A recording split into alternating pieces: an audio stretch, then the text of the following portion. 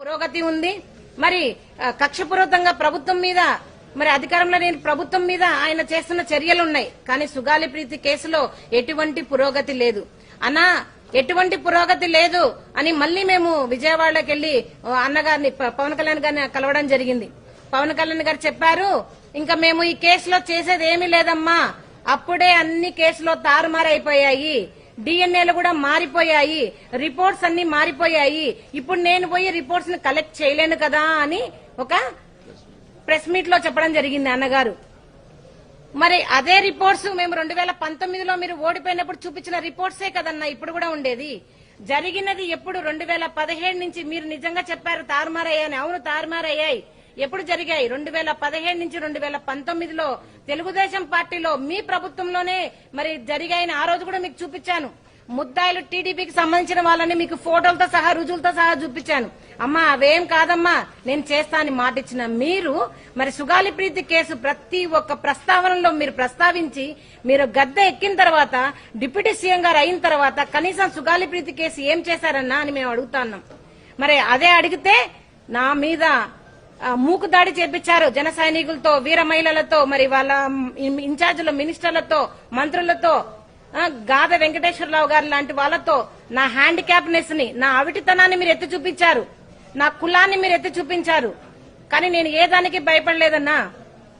పవన్ కళ్యాణ్ గారు నేను ఒకటే అడుగుతా ఉన్నాను, మరి మీ దగ్గరికి వచ్చినప్పుడు కూడా నేను అవిటిదాన్నే, మీ దగ్గరికి కూడా వచ్చినప్పుడు నేను రెడ్డిదాన్నే, మరి ఎందుకు మీరు నేను న్యాయం చేయండి అని అడిగినప్పుడు మీకు కులం గుర్తొచ్చింది?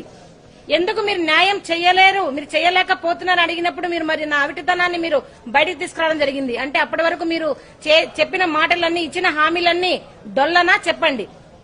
ఎందుకు మీరు సుగాలి ప్రీతి కేసును ఇంతలా వాడుకొని మీరు గద్దెక్కిన తర్వాత సుగాలి ప్రీతి కేసును పక్కన పెట్టేశారని అడుగుతా ఉన్నాను. ఇదేనా మీరు మరి జనాలకు మీరు మాట ఇచ్చి చేసేది? మీరు మాట ఇచ్చి మర్చిపోయిన పవన్ కళ్యాణ్ గారని చెప్తా ఉన్నాను. మరి ఇప్పటికి కూడా ఈ రోజు వరకు కూడా మీరు మా మీద బాధితులలాగా చూడకుండా ముద్దాయిలాగా చూస్తూ నా కూతురు సుగాలి ప్రీతి మరణించిన వార్త కంటే మీరు మాకు పెడుతున్న బాధలే ఎక్కువయ్యాయి. మీరు మానసికంగా మమ్మల్ని చంపేస్తున్నారు, మమ్మల్ని మోసం చేస్తున్నారు. ఇప్పటికి కూడా ఈ కూటమి ప్రభుత్వంలో కొంచెం కూడా మరి చలనం లేదు. మరి పవన్ కళ్యాణ్ గారు నిలదీయాల్సినది 2019 నుంచి 2024 వరకు జగన్మోహన్ రెడ్డి గారిని మీరు అంతగా నిలదీశారు కదా, మరి అదే దాంట్లో ఒక 10% అన్నా మీరు కూటమి ప్రభుత్వాన్ని ప్రశ్నించి ఉంటే ఈ రోజు నా కూతురు కేసుకు ఒక సొల్యూషన్ వచ్చేది. మీరు మరి మోడీ గారితో మాట్లాడండి, మీరు మోడీ గారితో మాట్లాడతా అని చెప్పారు, మరి సిబిఐకి ఇప్పిస్తా అన్నారు. మరి మీరు చేసిన హామీలు ఎక్కడికి పోయినాయి?